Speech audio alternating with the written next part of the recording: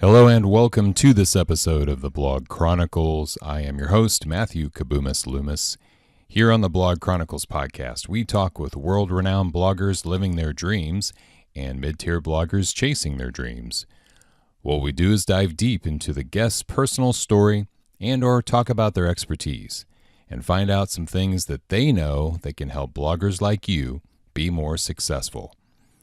Before we begin, let me point out that the Blog Chronicles is sponsored by buildyourownblog.net, the full-service destination for people who want to start their own WordPress blog and achieve long-term success. Visit buildyourownblog.net to start your new blog today. All right, so who's going to be our guest today on the Blog Chronicles? Ashley Faulkes is my special guest on this episode. Ashley is a blogger, web developer, and WordPress expert over on his website known as madlemmings.com. He's from Australia. At the time, he set out to study a degree in mechanical engineering, and after years of studying, Ashley felt that he had no interest in the subject at all and set out to travel the world and do other things. He even became a ski instructor for a while living in Canada. Then in 2001, when the dot-com bust was happening, work was very scarce. Fortunately, Ashley at the time was approached by an old university friend who offered him a very good opportunity in Switzerland to become a web developer. Ashley jumped at the opportunity. Even though he knew nothing about the internet, he used his technical skills to master whatever he set out to do. Since then, Ashley has never looked back. And although Ashley claims not to be an expert in his field, he has a wealth of information on how to get started online in a professional manner.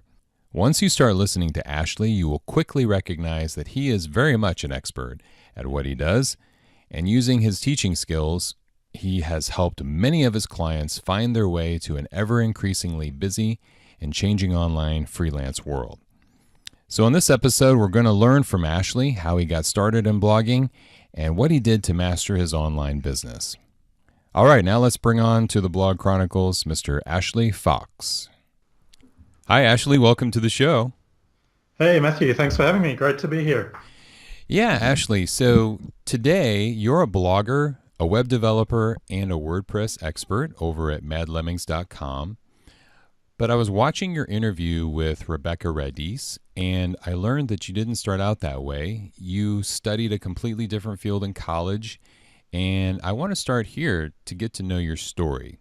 Can you tell us how you ended up as a web developer, which led to your own online business? Yeah, years ago I studied mechanical engineering in Australia, and towards the end of that sort of university studies, I realized it wasn't really where I wanted to be. So I kind of took a year off and went traveling and so forth. And when I came back, I was still kind of lost. And eventually I ended up realizing I should probably get into web and web development and stuff like that.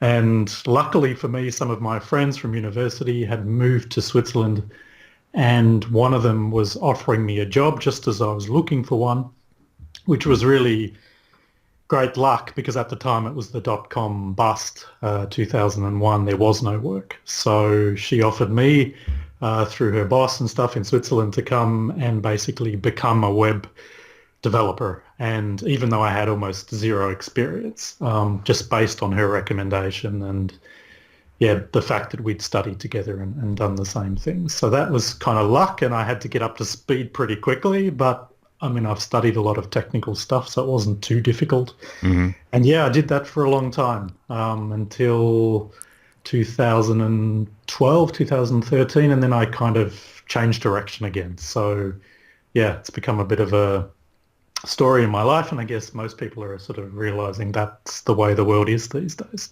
We all change all the time, as opposed to the job for life kind of thing. Yeah, I'm just curious, did you just get to a point where you realized mechanical engineering wasn't something you wanted to do, or was the business bad for mechanical engineering, or what was the factor there? Yeah, when I finished high school, I mean, it was always this kind of push to study, and I was good at math and physics and all that stuff. It was just a logical, I was either going to do just pure science or do engineering, and mechanical seemed the most interesting to me. I kind of just went that way because I felt like I had to. And yeah, at first, the first kind of years are kind of fun. So it's a little bit different in Australia. We specialize from the beginning. We don't have years in the beginning where you try different topics and then pick a major. You have your major chosen as you begin. So yeah, it was only a few years in that I realized, well, actually, this isn't really where I want to be, but it was still fun. And then I got to my last kind of year and a half, and then I was like, right, this is really not happening. Fascinating. So, yeah, I mean, I suffered through it, but I'd put the years in, so I figured I might as well get the degree. And then I went and did a year in Canada after that, went and learned to ski really well in Canada, did a ski instructor course and a bunch of other things. So that was kind of my reward for suffering for five years. Wow. So in Australia, you cannot change your major once you start college? Well, if you do, it's kind of like starting from scratch, unless you've got any subjects you can take with you. Like if you move from engineering to science, then there's obviously an overlap, and you can maybe get credit for stuff that overlaps. But if you just directly change, it's very rare that you can take credit with you, because we don't have general subject credit. Like I wouldn't do an English topic if I was studying engineering. So there is no other credit if you move into an arts degree or a law degree or something. You just have to start over basically. So, and most people don't want to do that. Right. That's interesting. Yeah, we have a completely different setup to you guys. Okay. It's probably better.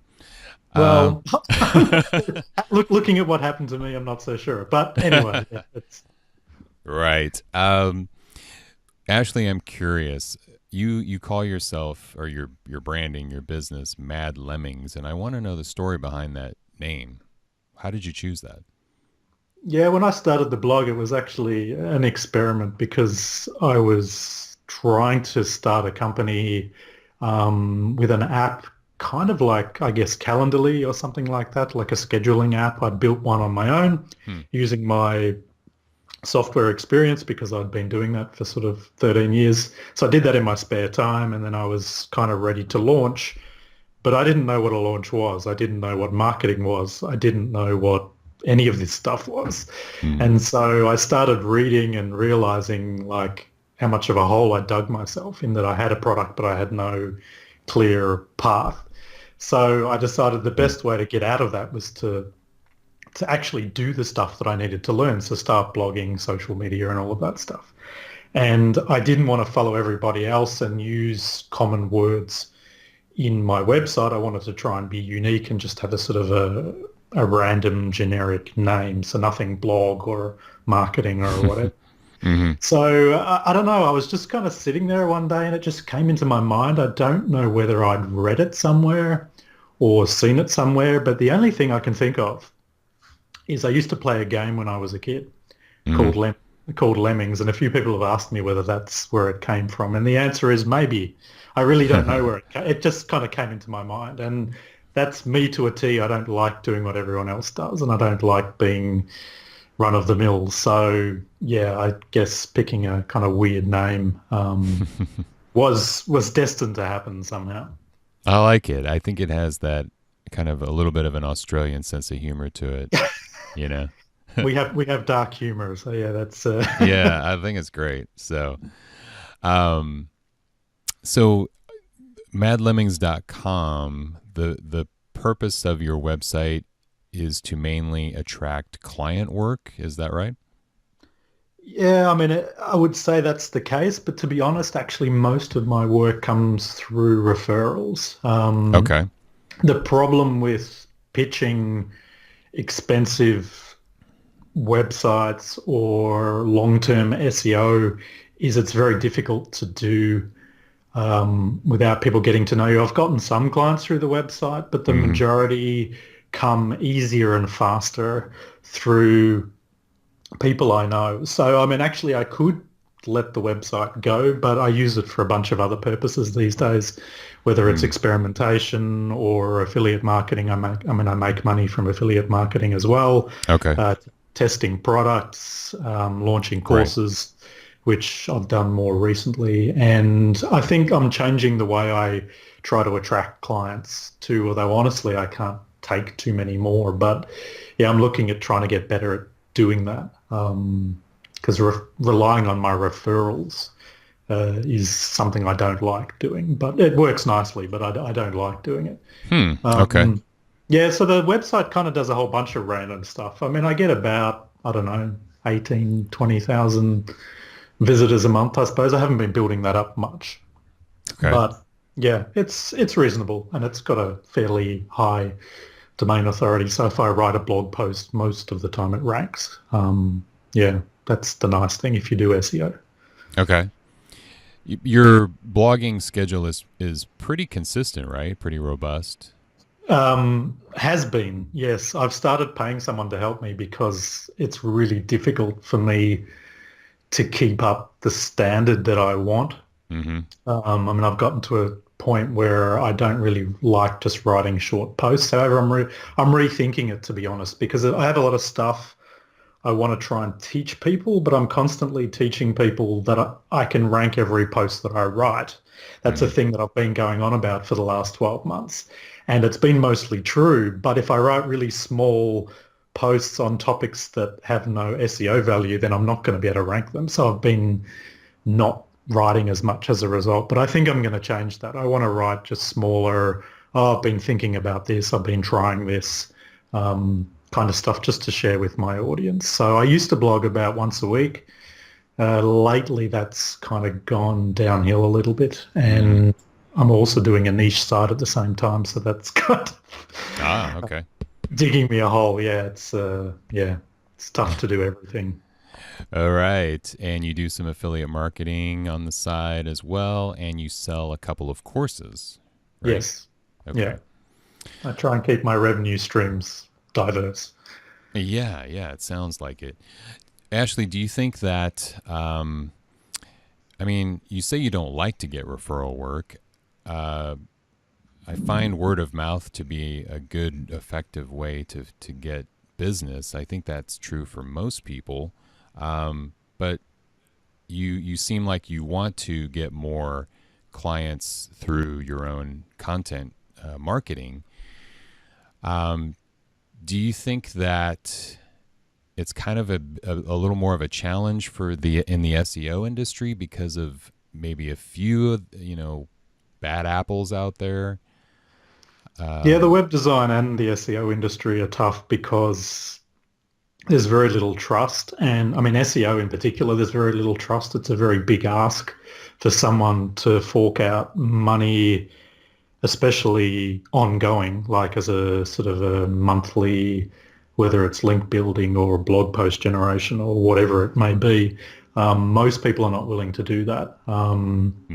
If you're doing audits and stuff like that, maybe it's a different story. But yeah, the other thing is there's a lot of spammy stuff. I mean, you probably get stuff in your inbox every day like me, people pitching you complete garbage emails which make no sense, offering you $100 SEO. So there's that aspect that kind of kills the SEO. And the web design, I don't know, a lot of people, even my clients initially, a lot of my clients come from the belief that they can do it themselves because of WordPress themes or Squarespace or whatever it may be. And they get to a point where they realize they couldn't get what they'd actually dreamed of. They got sort of halfway and then got stuck. I've got a number of clients like that who kind of knocked on my door and said, I started, but it's a mess. Can you fix it? Right. So that's another problem is that it's either cheap to build a website, people don't want to spend money on it, or they think they can do it themselves. So I usually end up with people who know they can't or need a fix and then ask around. Or I get brought in on bigger projects, like I work for some bigger companies here in Switzerland through a friend of mine and a couple of other people. And yeah, I get brought in on bigger projects where full redesign and SEO analysis and stuff is done as well. So yeah, it's a mix. I mean, or people are not willing to pay my fees because I live in Switzerland and it's one of the most expensive countries in the world. That's also a bit of a downside. Ah, okay. And skiing is not a cheap hobby, right? No, although I don't ski anymore, really, generally. Ah, okay. Since I shattered my leg, I've kind of stopped skiing. I might ski one day, but it was a kind of a nasty accident. So yeah, I haven't been able to ski for about 3 years. And now that I can, I've kind of taken up other sports and stuff. And it's super expensive as well. You're talking hundreds of bucks a day. Yeah, at least. Yeah, I knew that you had that accident a few years ago, but it sounded like you were recovering. I didn't know that you still haven't skied yet, though.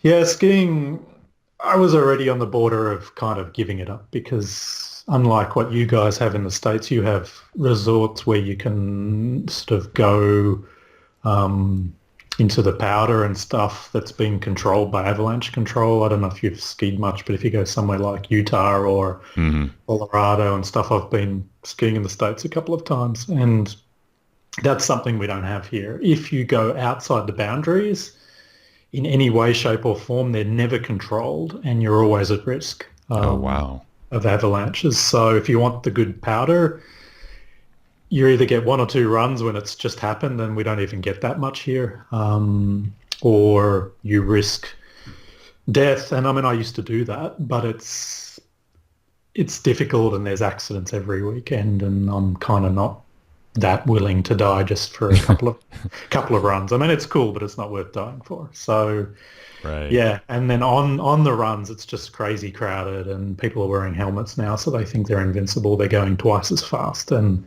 Wow. yeah, it's just, and as you can imagine, I mean, Europe's very busy. Everything's very busy in Europe, and I am yeah, really not in the ski scene. I didn't even realize people were wearing helmets now. Like, yeah.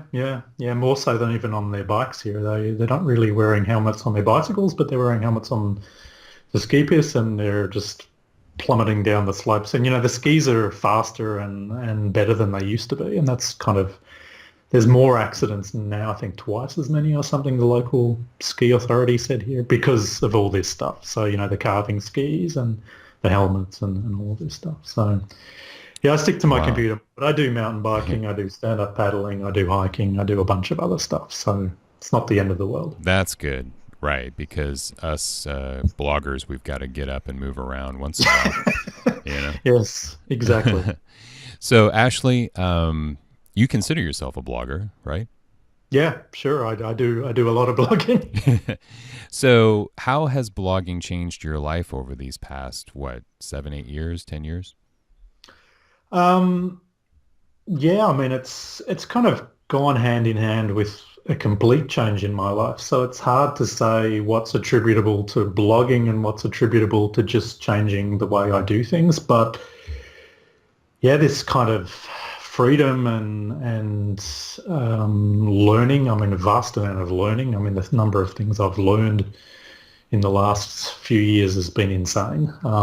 Meeting people, experiences, learning to be independent and run a business. I mean, that came off of the blog, and then has kind of come full circle. As I said, I now make money from the blog, which I was struggling in the beginning, so I started making services and then went back to making money on the blog. So yeah, I mean, for me, it's the foundation in any case of any successful business. It's what I try to teach my clients if I can. I try to get them blogging because, yeah, without it, you miss out on so many opportunities, whether it's SEO or social media or interacting with people in your industry or getting more customers.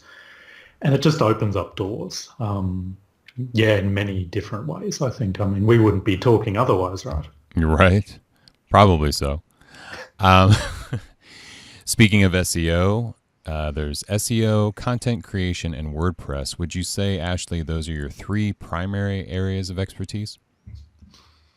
Yeah, I mean, WordPress is something I've spent a lot of time doing for clients, so I do a lot of that stuff, although I never consider myself an expert in anything, but I don't program a lot of WordPress. That's someone I would probably consider an expert. But yeah, I certainly know my way around customizing and building websites and using WordPress and picking the best plugins and all of that stuff. And for me, I mean, I guess that's unusual for a web developer, but most web developers just do websites or WordPress websites. But I also always push the conversion, the look and feel, and the SEO at the same time. So I check the site speed, make sure the website's running at 2 to 3 seconds.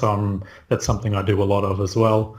Tweaking for SEO, so optimization, keyword research, and link building if necessary, although that's not really my thing, but I do it. So I do kind of the full stack almost. I mean, even email marketing, although that's something I don't do a lot of. I do it for myself. But yeah, I guess it's kind of unusual. Most people pick a specialty, but I've kind of got 3.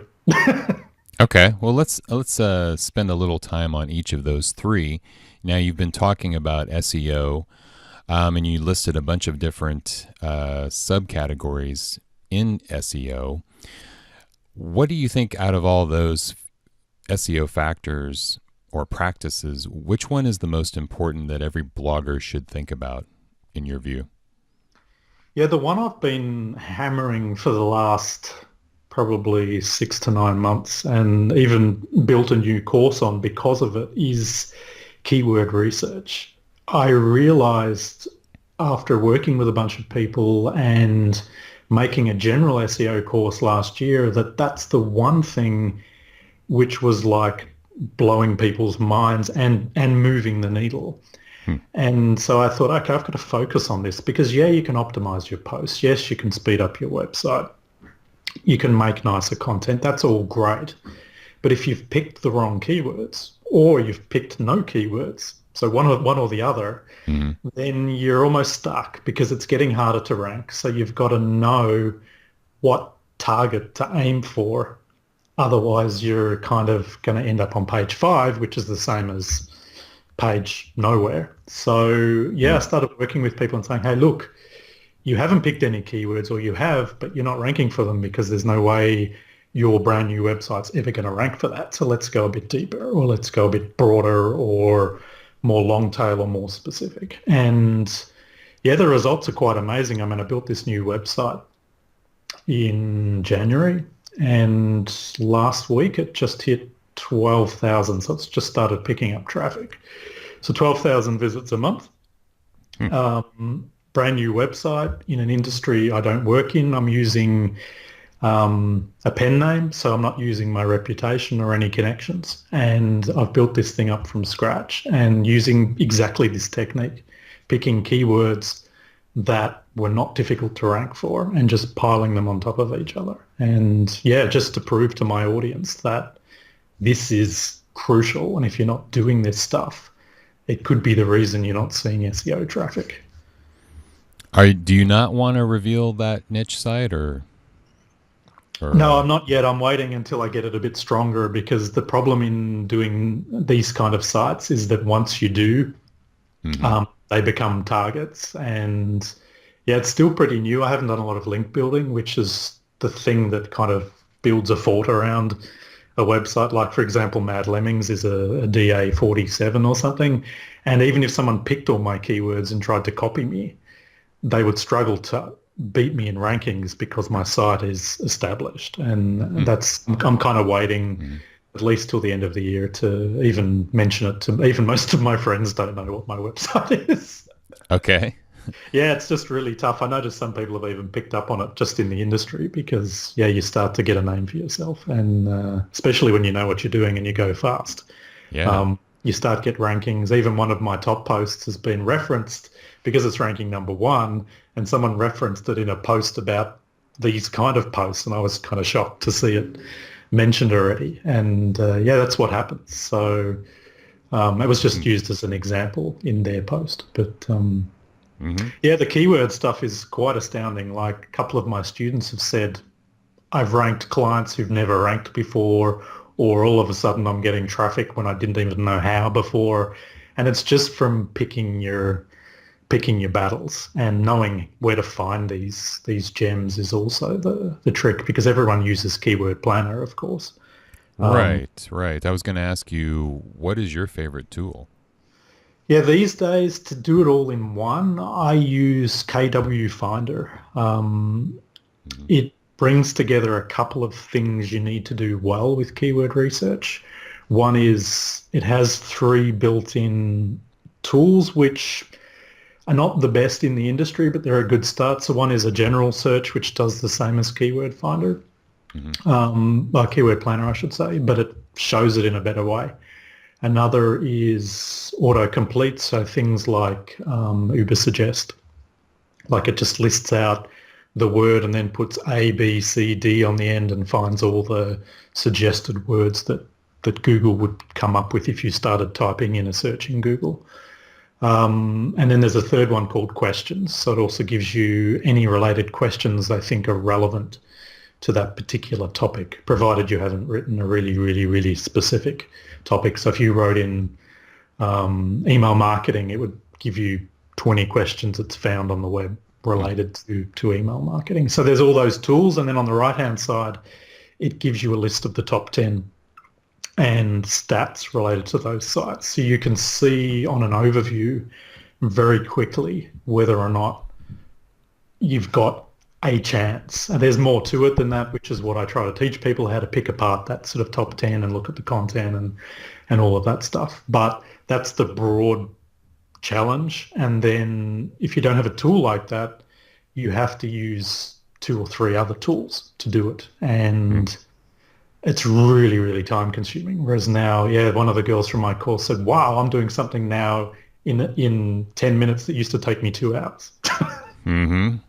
So she was quite impressed with sort of the processes and this whole keyword research stuff, because I find not a lot of people talk about it, to be honest. A lot of SEOs don't talk about how they do it. Even the big guys don't really say exactly how they find their keywords.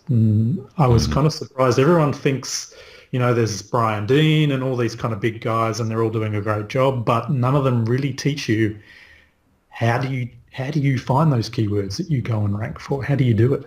Right. They just give you a whole bunch of suggestions and then leave it up to you to go and do it. And that's because they want you to hire them, right? Well, in most cases, like guys like Brian Dean, no, he doesn't take any clients. A lot of the really big course guys don't, but most SEOs do. Yeah, sure. Right. They offer it as a service, or you have to get the course to find out how to do it. Yeah. It's it's not even that difficult, I guess. The trick is just having I find in most courses the information's out there in almost every course you can buy. It's just a matter of whether you're willing or capable of piecing it all together. Because it's often a matter of, here's the map. Do you want the map? I've put it in a bunch of videos and it'll take you 30 minutes to do it all, or 2 hours or whatever it is. Or do you want to go and figure it out? It'll take you a year. That's what I find. I buy courses all the time just to save myself from, having to go figure stuff out. Yeah, right. That's a good strategy. So this KW tool that you're talking about, does it have a free version and then a paid upgrade, or how does that work? Yeah, it has, I think, a limit of couple of searches a day, maybe. Actually, I would just test it as we're talking, but I'm logged in. It's quite limited. Like, you can certainly try it and see what it does. And then if you don't do much keyword research, you could probably almost get away with not signing up. I got a Christmas deal and I think I paid $110 for a year. That's pretty good. So for me, it was a no-brainer. I didn't know the tool that well, but it looked good. So I just said yes. And I think even if you don't pay that, it's $150 maybe, so $12 a month for something which 10x's or more my keyword research. I use it daily. I think you can do 100 searches a day or something otherwise, or 200. Yeah. Okay. Ashley, excuse me, what are a few common SEO mistakes that you see a lot of bloggers making these days? Yeah, it's a good question. There's a whole bunch of things that I think people do wrong. The biggest one, I mean, apart from this whole keyword research thing, is the optimization part or even over optimization of content, because you've got to put your keywords in your post, and putting them in the heading and the URL a couple of times in the post is usually more than enough, or even variations, whether it's synonyms or plurals or slight variations, works well. You don't have to do much more than that. But what I think people do is they're looking at a lot of these old posts from SEOs from years ago, and Google has smartened up just in the last year or two since Hummingbird came out. And these days, basically what they're looking for is the best answer to the question that the person typed in Google. So what they call searcher intent. If I type something in Google, what am I looking for? Mm-hmm. And is your post page answering that question and giving the best result possible? That's the real thing that people need to be looking at these days, because if you look at the top 10 and most of them are garbage, then often you can beat them just because you make better content that addresses the query in a lot more detail with videos and graphics and text and research and detailed explanations and bullet points. You've just got to do your best to address the topic that you're trying to address. And I think people don't realize that that's what search is all about these days, because it's gone a big shift, I think, just in the last 2 years. It used to be, this is my keyword, I better write a lot about that keyword and get it in there a lot of times to rank. No, that's not what it's about anymore. It's about being as useful as possible and answering the question. And I think if people do that and don't just aim for 2,000 words, if your post is 500 words and it's answered the question, then it's fine. Because people also say, well, longer content ranks better. Maybe, but maybe it's also completely pointless. Like, how to make an iced tea, does that require 2,000 words? Probably not. It's a recipe and a couple of paragraphs and maybe a video. So you've got to look at your niche, and you've got to look at similar posts in the top 10 and do it that way. And for the rest, I think people also forget about their website as well. They don't optimize their website for user experience. It's too slow. It's got too many plugins. They can't find anything. It's really messy and difficult, full of ads because people are trying to make money. You have to be really careful with that stuff. Google's really clamping down on usability. Again, they're trying to give the best answer to people and get people using Google more. And if your website turns people off, then Google sees it, because they've got access to Chrome, they've got access to Android, they've got access to search, to analytics, they've got all the data. And they see whether people don't stay on your website or do and browse more or whatever. So that is a good point. Google's reputation is highly tied to your website's performance. Yeah. Basically, they're trying to keep you using Google, because every time you go to Google, you're happy with what you found. Right. And if they're serving up garbage, like, i.e. you're number one, but your website doesn't answer the question or isn't as good as number 5, you'll soon move down to number 6, because Google watches it. And you can actually see someone who's better than someone else on Google can rise to the top just naturally, because people click on them more and stay with them more. So, ranking these days is in some ways easier, because you just need to do a better job. And if you... If you don't do a better job, then the user of Google isn't satisfied, so then she's more likely to go over to Bing. Yeah, exactly. Or even if they stay on Google, they click back and they click another result, and you're going to get punished. And the same goes for mobile readiness, because Google's moving to a mobile first index very soon. So depending on your site and the kind of content you serve, some of my clients have like 80% mobile traffic. So like, I just fixed one woman's site and said, look, we need to focus on this, because 80% of your clients are coming from mobile and your site doesn't work well on a mobile. So you're losing clients and your menu's a mess and you can't get anywhere and it's slow, and we fixed it. She was like, wow, this is amazing. Like, it feels so much better. I'm like, yes, you've got to be able to use it on your phone because you're killing yourself. And if you're in industries like shopping and pictures and all these kind of easy stuff that people do on their phones, I think for us it's different. People still do a lot of PC stuff. I think I have 70% coming from desktop, but most industries it's not like that. And like cooking and shop, sort of Pinterest kind of crowd, that kind of thing. Or even news. Yeah, anything you can do on your phone that you're just browsing while you're waiting or in a train or at the doctor's or whatever. You have to be really careful that your phone's mobile ready. I mean, they brought in that test last year and they're lowering rankings because of it, and now they're bringing in HTTPS. So basically Google is focusing on the user and their experience. And so SEO is becoming like this massive ecosystem of factors which give a better experience. Anything that you can think of that gives your users a better experience is probably better for SEO. So they're against pop-ups on mobile now. So same thing. It's really annoying the users. So they said, right, that's it. We're punishing anyone who does it. Okay.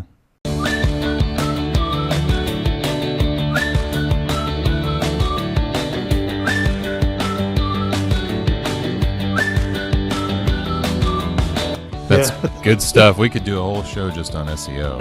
Exactly. So yeah, if you want to learn one thing, it's basically just think about your users. Okay. Good stuff. Let's shift a little bit now to content creation. Do you consider yourself mostly a writer, or do you create videos or do other types of content? I've moved more recently to video. Actually, I've kind of stretching myself too far yet again, but I just kind of realized that YouTube is way bigger a traffic source than I'd ever given it credit for. Yeah. And I've done video, this kind of screen sharing, recording kind of video that I guess most people do as a first step into video for my courses and stuff, but never really got into being on camera. So I kind of decided to change that about a month or two ago and push my YouTube channel a bit more. And it hasn't gone super fast, but I've kind of almost doubled my following up to about 300 on YouTube. Okay. And added about a video a week. It's quite interesting. I mean, I use those videos in my posts as well, so I try and make them relevant and includable in content that I've got or I'm going to create, whether it's a review or an SEO tip or whatever it may be. Yeah. Because video is becoming this, I mean, the whole Facebook Live, everything live, YouTube Live. Yeah. I'm willing. I'm sorry, go ahead.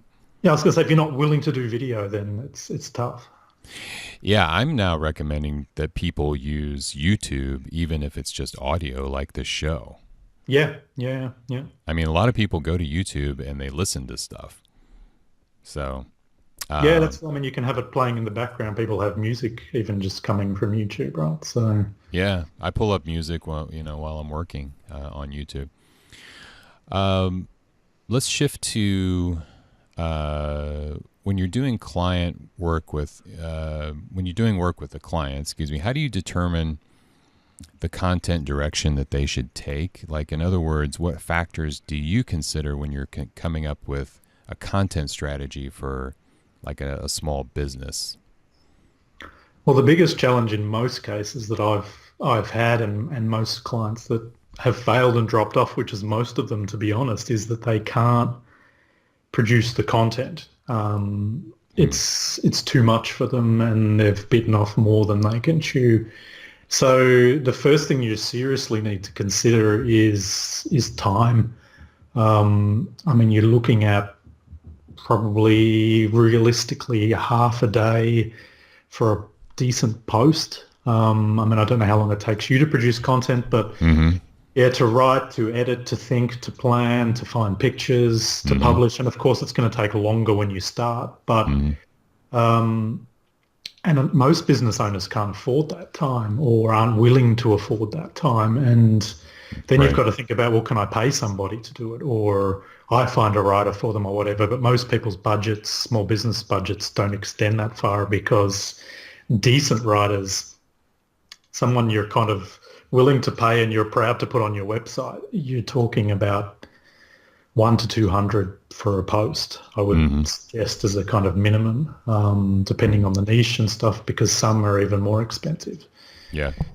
Yeah, so it's time is the biggest issue, and then it's just a matter of figuring out what their target is, like what kind of traffic they're trying to get, and the kinds of clients they're trying to attract. But the difficulty I find, it's always a massive compromise, because if they've got a very weak website, so a new website or a website with very few links, then it's very hard to rank for anything. So I often have to go more long tail or inside niches to get them traffic.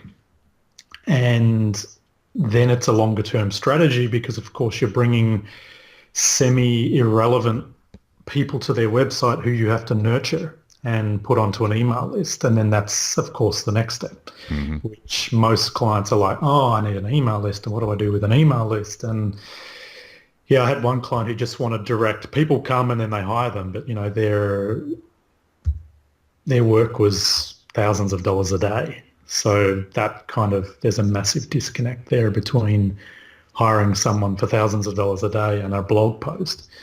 Right. So it's very difficult for businesses like that and like myself to get people to convert in months, let alone within a day. Yeah. So it's something you need to consider as well. You need to nurture people, get them on an email list, get to know them. But yeah, normally I just look at the topics around their niche and see if there's any potential there. I was just doing one for a client today who sells jewelry, and she's lucky. She's got quite some potential, some topics that we can probably quite easily rank for. So I'm expecting her traffic to increase quite significantly, because she hasn't got a lot at the moment. But yeah, it takes time. I mean, I have to do a lot of research as well, a lot of keyword research, and see what's even possible for the level of the person's website. Yeah. What you were just talking about on the other side of that is promising for maybe a lot of people listening is there's a huge need for content creators out there, wouldn't you say? Yeah, it's becoming even more so, and it's paying even better. Like, I work with a couple. I pay a guy to do my stuff. Sometimes about every month he does a post, and he's making a living from that. And that only started a year ago. He wasn't even thinking of doing that a year ago. And I use a writer, albeit from the Philippines, for my niche site, because I don't care as much about the quality, but a lot of businesses do care about the quality, and people can definitely make anywhere from 150 to 300 per post if it's a site that really cares about their content. Yeah, if people are looking for that kind of work, honestly, this was my suggestion to my writer when he needed more work, is just get to know people in your industry who seem to have success and money to spend. Like, you don't want to go for people who are struggling or who don't seem to care about content. So find people who care about it and find people who seem to be successful, and pitch them, because everybody needs help and struggles to find good writers. Do you think it's worth your time to try to educate a business owner on the importance of content? That's really tough. I find most of them, honestly, usually have a set idea. Like a client that I had up until early this year, they kind of followed me through the process for 6 months, but then when they didn't see much result, they said, okay, that's the end. Because even though I'd said to them, look, this is a really long-term strategy, and the first 3 to 4 months were actually fixing their website, so we hadn't even created any content. So yeah, getting SEO traffic in 2 months, which is really what we were looking at, was not going to happen. And people need to understand that traffic takes a long time. Like that new website I built, it's taken 5 to 6 months to see significant results. And once it picks up, it goes crazy. But you need to realize it's a long-term strategy. And if you can't afford that, then you need to look at Facebook ads or Google ads or other payment forms, because you can't get direct traffic from SEO or even from Pinterest or social that quickly. Like massive amounts of traffic just doesn't happen. Right. Now, Ashley, you have of course, a web developer background. Do you also have a design background? Not really, actually. Surprisingly, it's something I personally feel I do a reasonable job of. I mean, I'm never feel as good as a really top designer, but I do a better job than most people out there, I find, in the industry, and good enough to impress my clients. So I agree. I don't know. I think that's why I thought that, maybe because your content does convey that, your website seems to give off of an impression that you do know a few things about design. I've picked it up somehow. I don't know. I do a lot of photography. Okay. Just bought a drone, so I'm getting into drone photography and stuff. But yeah, it's just something I kind of have a bit of an eye for. I would never put myself up there and say I'm a top designer, but like a friend of mine in a city here in Switzerland came to me recently, and she has a web developer, but she said, he's just my web developer. I need you to fix my site and make it look good. So she paid him to do the web development of her new site, but paid me to make it look good. So that was I found that kind of funny. So I did her homepage because I'd done her other podcast. She had a new podcast as well. Okay. And her business coach said, your main site needs to look like your podcast. Who did your podcast? And so she hired me to do her homepage. It was quite fun. I found that quite funny because, as I said, I don't feel like I'm a designer because I have no training. But somehow I've picked up that needs to be lighter than that, and you need more spacing there, and that font looks horrible, and this picture should be like that. And I would say 80% I can do pretty well. I know how to use Photoshop and Illustrator enough to get by. Yeah, because I've noticed your visuals are compelling and they're good. And do you consider yourself visually oriented person, or? Well, it's funny because my background is super technical and sort of geeky. I studied math and physics and never really did anything artistic in my life. But then somehow, I don't know, I kind of left all of that behind because I didn't feel at home in that realm. Even programming, I never really got along with most of my colleagues. I just didn't feel like I connected with them. So somehow I'm not really like that. Something was wrong there. I don't know what. I'm not that kind of person, actually. I'm really logical, but at the same time, I'm in design, and even with our house here, my partner, she decorates, but we do all the stuff together, and it looks really nice. It's mostly her doing, but we both sort of critique each other on that kind of stuff. And a lot of people comment that it's unusual what we do here, but we don't think so. It's just what we do. But you can learn some of that stuff though. Like one of my writer, actually, I redid his homepage recently, but he'd already done the homepage. And he'd done quite a good job just from using a theme and a page builder and all of that kind of stuff.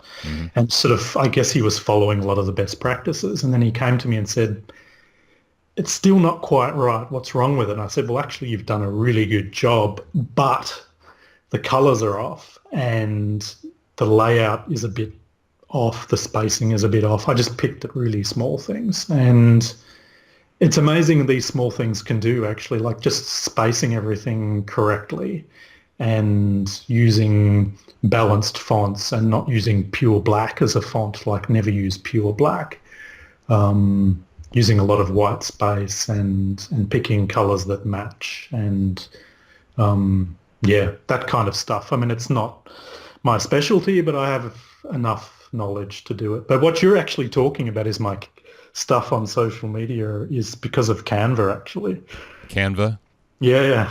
Okay. That's one of your favorite tools? Canva is everyone's secret weapon. It's, I just set up templates and stuff. I do it for some clients too. When I do their website, I say, hey, do you want me to just quickly bash you out a Canva template so you can do your social media and it looks consistent. The brand colors there, the font's there. You just have to drop in the image and change the text and the logo and stuff. So how important do you think visuals are in a blog post when it comes to keeping people on the page and conversions? I think it certainly helps getting people there. I think you've got to be careful that it doesn't dominate too much. Like, I'm really torn with this whole massive picture at the top thing, because the issue I find with it, which I've read in a lot of places, and I even heard Brian Dean going on about from an SEO conversion standpoint, is when I land on your page, if the only thing I see is an image, because the text is below the fold, so it's off the screen, then there's a certain percentage of people who are going to go, huh, and then just click the back button because they don't see anything. And we know that there's stuff below the screen, but someone like my dad, for instance, who's like 75, maybe he doesn't. And there's a lot more people out there who are not as savvy as we are, and you have to be really aware of that and really dummy it down. So I actually tried a new approach on my blog recently where I used like Pinterest images and put them to the side of the text. So the text starts really early on. And then the image is still there and it's still interesting and compelling, but it doesn't dominate. Because to me, I use the image to get people to my post from Pinterest or from Twitter, or, I mean, I'm not so big on LinkedIn or Facebook or anything, but Twitter and Pinterest are my two places. Okay. And visuals on Pinterest are everything, and visuals on Twitter, it used to be you stood out if you had a picture. These days, most people do, but it still makes a big difference. So I would say it's kind of your lead. It gets people to your website. And then once they're there, I think you should deliver the content as quickly as possible because that's what they've come for. So, of course, use visuals throughout the content, like don't have a wall of text. If you have more than 300 or 400 words, you should start to scatter visuals throughout the post, because otherwise it just kind of gets boring. Some people like it, but most people don't. Right. So you're a fan of one trend now is through a blog post putting a lot of gifs inside the layout. I got addicted to that actually because of Larry Kim. I don't know if you know him. He's the founder of WordStream. He's I went to a few of his presentations. He's an SEO guy, and he's obsessed with unicorns and gifs and stuff, and he does really funny stuff. They're kind of annoying, but I kind of started using them anyway. It's a catch-22, I find. It's like, I hear some people call them gifs and some gifs. Which is it? It's kind of like tomato, right? Like you say niche and I say niche. Okay, it doesn't matter. I don't think it matters. What does it stand for? Graphic interlace something, or it stands for something. I can't remember what. But I think if you use them a little bit, they're funny. The problem I have with them, and even when I use them myself, is that if they're still on the screen when you're reading, they loop and they can get really distracting. Yeah, I'd say use them sparingly. And that is true. They can be a little distracting. Something to think about. But you can use other stuff like, I mean, a cool trend I noticed from, I don't know if you've seen Missing Letter. Have you seen that tool? Missing Letter? No. Yeah. And it's got a letter missing at the end. I think the E is missing. It's a tool that scans your posts and creates shareables on social media from them. Interesting. So as soon as you publish something, it creates a set of quotes and call outs and little graphics based from your text. And that's kind of based on this trend of using these kind of tweetables or quote images throughout your post to sort of break things up and highlight things as you go along. And I think that's quite kind of cool as well. I saw someone doing it with video the other day as well. And I think that's really nice because sometimes there's certain statements or sections or important things you want to say which are worth sharing on Twitter instead of constantly sharing the same text and the same image. I'm not very good at it, but this tool does it for you. I think that's kind of cool as well because people like seeing variation and different quotes and things. It's good for Instagram and stuff as well. What's that called again? But the tool that does this scanning is called Missing Letter. Missing Letter. Okay, there will Yeah, be a link to Missing Letter in the show notes. yeah, I picked it up on an AppSumo deal, actually. Okay. Ashley, let's wrap up with a little bit about WordPress. I know you're a big fan of WordPress. Why are you such a big fan of WordPress? As opposed to what would be the alternative? Just Well, in your mind. in my mind, nothing. I'm just curious why you're such a big fan of it. I'm a big fan of it. Okay. Actually. No, it's there are actually I've been in some groups and some courses where they're very female oriented and they go in the direction of Squarespace actually. In the sort Okay. of femtrepreneur crowd. I don't know if you know Mariah Cos, I think is her name. And these kind of guys, they all swear by Squarespace because it's very easy to make good-looking visual sort of landing page style websites with Squarespace. Okay. The problem is it's very limiting. I guess Squarespace is slowly addressing that. I've never really logged in and seen it, but it's a bit like Wix. I've once fixed a friend's website on Wix, and Yeah. it's designed to be a website builder for people who don't know how to build websites. And because of that, it's very limiting in what you can do, how you can lay things out, the SEO that you can do, hooking up an email list. All of that stuff is really, really, really, really difficult. So for me, WordPress is the in-between from I'm not a developer and I want control of what I can do. So what can I do? If I still want to be able to create something and I want flexibility, and WordPress is one of the few answers. I mean, you've got Magneto and there's a couple of other ones. I think Mike Alton actually, what does he use? Oh yeah. What's he? He's big on. I forgot. There's Joomla, Magneto, and then there's another one. Anyway, he uses one that's different to everyone else, and he's always laughing because we're all talking about WordPress. But Yeah. in honesty, WordPress has the best repository for plugins, which is good and bad because there's some junk in there. But basically, you can set up a site, use a theme, which is how it looks, and throw in a few plugins, and you have the equivalent of a Squarespace site pretty quickly, provided you make the right decisions on the theme and the plugins, of course, which is the challenge. And then the flexibility, like you can completely, and I do this for some clients, you can completely rip it all apart and customize anything from just something in the sidebar or the header or the footer, which is kind of the simplest thing you can do, to completely customize. I have one client here whose site, she came to me with the site already built, and it was built custom. So it was built from a custom, almost zero template, and everything is custom. And we're trying to move in the other direction so she can get some control back of the website. But WordPress is, it has its limitations. It has some issues with being a bit clunky and plugins not working well together sometimes. But in general, if you pick the ones that most bloggers recommend, or the really good plugins like Contact Form 7 and Yoast plugin and like Social Warfare for sharing buttons, or there's a couple of other ones. Basically, there's kind of 5 or 6 and then you're good to go. And they're reliable and they've been tested, and you need a backup and a security plugin as well. I always recommend that. But for the rest, then all the person has to care about is creating pages and posts. I don't need to care about anything else. And teaching my clients how to do that takes me usually 15 minutes. So it's not hard, but I can see if someone wants to do it themselves, it appears intimidating. It sounds like if I had to boil down what you were just saying about WordPress to one word, it would be flexible. Definitely. Yeah.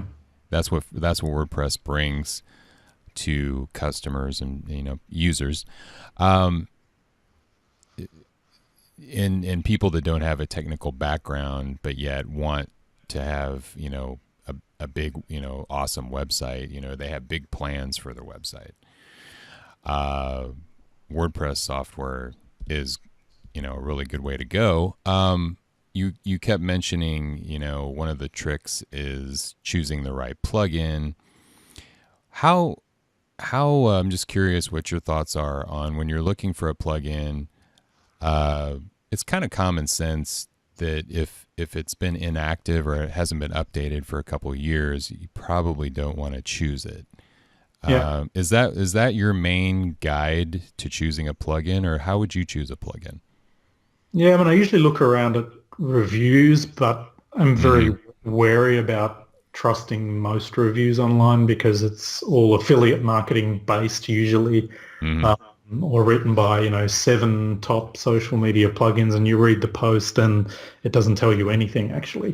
Mm-hmm. Um, Usually I look at I just sort of follow what the main bloggers are doing and talking about. That's unfortunately for people listening, that's kind of one of the tricks is just getting into the scene a bit, and seeing when things come out and asking what people are using. Yeah. Because in the repository itself, it's really difficult Mm-hmm. because you're looking at when was it last updated? You see that on the sidebar of all plugins. You see last update, and if it's more than 6 months ago, 12 at worst, I would not even touch it because it might not even be compatible, Mm-hmm. and security issues. So I wouldn't do that unless you absolutely have to, which sometimes happens. Reviews is another one. You got to look at how many good reviews versus bad reviews. Unlike a lot of review platforms, I don't think WordPress is typically paying people to put reviews in there, so most of them are honest. Mm-hmm. Some will just say one review didn't work, but if it's like everyone saying that or hasn't been updated, complete garbage, then yeah, leave it alone. Sometimes I'm looking for new plugins and sometimes I just test them. That's another issue. If they look like they're being updated, they look like they do what they say, either test them on your site or have a sort of a dummy website. Yeah, it's easy for me to say as a developer, but yeah, I have a bunch Hmm. of websites sitting around and I test stuff just to see what these things do. It's also okay to do it on your own website as long as you have a backup. Because if you break it, and I do that myself, sometimes you install a plugin or you update it and all of a sudden your whole site's gone. You can't get access to it and Mm-hmm. you can't log in, nothing. Yeah, you have to. There's tricks to get around that, but the easiest thing for most people to do is just ask for a backup, restore from their developer or their hosting company. Mm-hmm. Um, but yeah, it's really hard to know. Actually, I just follow certain bloggers. I Mm-hmm. don't know if you know Ma Anna. She's a Texan who does a lot of really detailed plugin stuff. I follow her updates, but it's really technical. She gets right into the depths of plugins and analysis, so it's a bit too much for most people. Her name is Marana. Ma Anna, it's one of these southern names. Oh, okay. like like Marana. like Billy Joe. Ma Anna Stephenson, I think is her last name. It's bloggingaid.com, I think is her website. Okay. Yeah, she keeps up to date on and really hammers all these plugins. So she's like on the ball and testing, constantly testing and doing sort of weekly, yeah, it ranges from blabs to hangouts. I don't know what tech she's using right now. I think maybe YouTube Live, but yeah, she does weekly updates. I try to get around to watching her stuff because she's really honest in her opinion on stuff.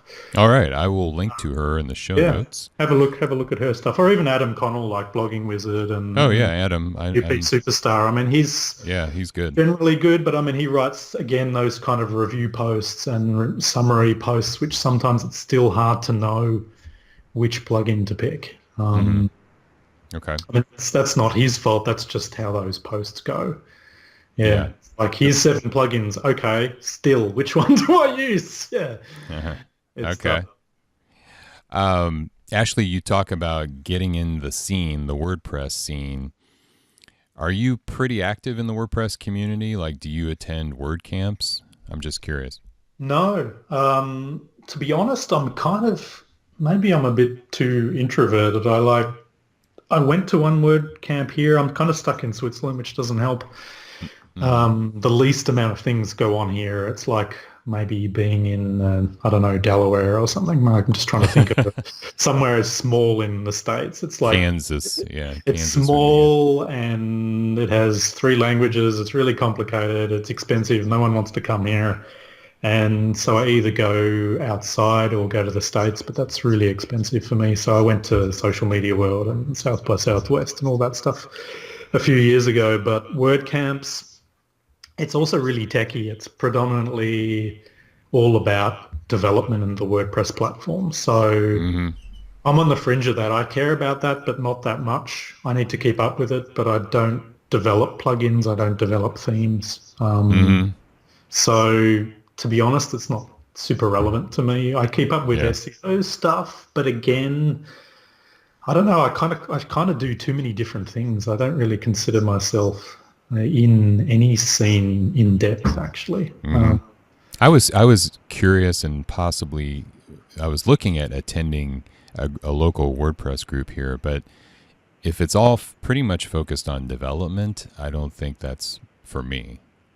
Yeah, I mean, have a look and ask them. It could be that it's like WordPress users and it just so happens that locally they're predominantly website owners and blog owners, in which case it's potentially interesting. Yeah, right. But the whole camp and then they have the day after where you actually go and hang out with a bunch of developers and develop. Because I don't know if you're aware of it, but actually most of WordPress is developed by people for free and Yeah, Automatic is $1 billion company. I find it all rather ironic that they're rich and everyone's doing the development for free, but that's the it's way it amazing. goes. Yeah.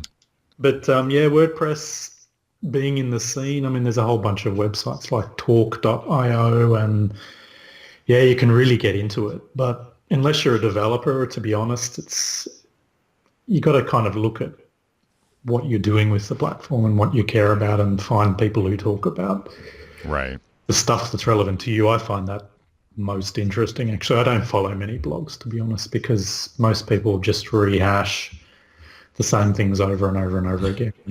Yeah. And I've read 50 billion versions of all of them. So yeah, that's why I do courses and stuff like Right. that instead. Awesome. Good stuff. Before we let you go, Ashley, I just had one other question. I was curious about your website. I noticed that you don't have comments on your blog. When did you make that decision and why? That's actually probably a technical issue. Okay. I do have comments, but I have a feeling they're playing up. Oh, you My do ri- have comments. yeah, my writer said something to me the other day because when he writes, he does the comments for his posts because yeah, he's writing under his name and he's building his reputation, and he responds to comments for his stuff. And I noticed that he's getting comments for, I think it was Active Campaign versus MailChimp. I had a post on that, and he was responding to comments on that. But someone said to me that they're not always loading. I do have them turned off in the WordPress dashboard after 30 days because I found that significantly stopped spam. Hmm. Because once they Okay. start ranking, then all the spammers start hitting it and just posting just garbage. Whereas in the first days, it's all about discussions. Okay. But I'm not very good at Hmm. building community. I don't know why. And so having them off, I don't know. I don't find it such an issue because I don't get many comments anyway. Okay. Yeah, Yeah, I I mean, was I don't looking do it on through. purpose, but Okay. I was looking through a few of your blog posts and I was noticing I wasn't seeing any comments, so I thought it oh, was a really? Okay. standard thing. No, I have a feeling, someone's complained to me once. I have a feeling it's a bug with my theme. Um, yeah, it's been annoying me for a while on and off. I've had issues with it over the last year. And Oh, yeah, okay. it just isn't something I was getting a lot out of anyway, so I haven't chased it up. But Oh, okay. I was just curious, as you know, some big sites made that decision a couple years ago, and then they pretty much have all circled back and are now using comments again. Although, there are a few that still don't. But yeah, yeah. definitely I'm not a big fan of allowing links on comments. Mm-hmm. I used to use them myself for link building, but to be honest, they don't provide any SEO value really, except for diversity's sake. So get some links in comments, great, go for it, but don't expect that to boost your website. So as an SEO expert, you're saying that they don't really provide SEO benefit. No, I mean, Google's smart enough to know where links are coming from, like which section of your page they're in, and what value they're providing. So if anything, it's a very marginal, okay, you're active in the community kind of link, which isn't a bad thing. I wouldn't say don't comment and don't put your links out there. But if that's your way of trying to boost your SEO, then you need to move on, because that's where all this spam comment stuff's coming from. And it's crazy because it doesn't do anything. So you're better off guest posting if you want to boost your SEO. Good stuff. Good stuff. Ashley, where can people follow you on social media? Yeah, the best place to catch me is Twitter, which is Mad Lemmings, but with a Z instead of an S on the end, because someone else has the S. Someone once asked me why I did that. Well, it's because the other one was taken. That's pretty much the easiest way to catch me. Otherwise, I do stuff on Facebook, but I only friend people I know. Generally, I don't do a lot of marketing on there. Okay. And I have an SEO for Bloggers group if people are interested in that, if they're really big into blogging. And but I do most of my stuff on my website. So madlemmings.com is where you see all my tips and courses and all the rest of it. That's the easiest way to get hold of me, or Twitter, basically. There's links to all of these things in the show notes. Ashley, thank you for coming on the Blog Chronicles today. It's been great to finally talk with you in person and learn more about your story. Thanks for having me. We've kind of known each other online for, a few years now? Actually, I think I once did a bit of a work with you with Brandon Schaefer, actually. Oh, okay. He was doing some social through someone for you, I believe it was, and I can't remember what I was helping with, but I think we did something small for you about 2 years ago. Yeah. That's okay. Yes. I think it was the LinkedIn group. Yeah, exactly. Yeah. Okay. Interesting. Wow. So it's great to finally talk with you. Thanks for tuning into this episode of the Blog Chronicles. If you enjoy the show, please subscribe on YouTube or iTunes and leave a rating or review to help other bloggers find us. If you want to chat, look me up on Twitter at Matt Loomis. Who is going to be featured on the next Blog Chronicles?